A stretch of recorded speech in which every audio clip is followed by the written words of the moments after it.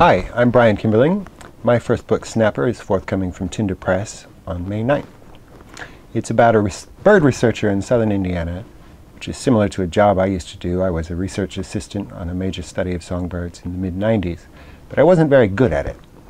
Owing to a slight hearing impairment, I couldn't tell where the birds were, and I was very jealous of the people who were good at it, so much so that I crafted my own little fantasy career in book form 17 years later.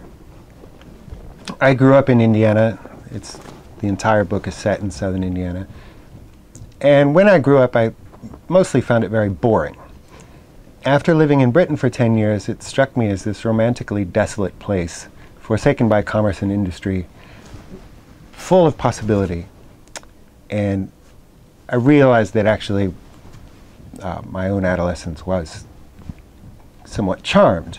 The Indiana that appears in Snapper doesn't really exist anymore, but I wanted to set it down on paper before anyone else did. Some friends and I used to build fires on train tracks late at night, and you wouldn't really do that in England.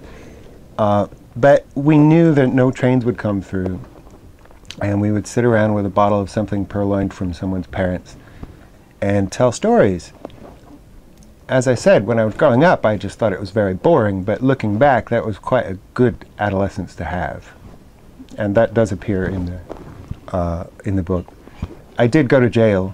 I mean, much the manner described in the book, the narrator, Nathan Lochmueller, goes to jail. But I wouldn't say it's autobiographical. It's more like a strange dream I had than something that actually happened to me.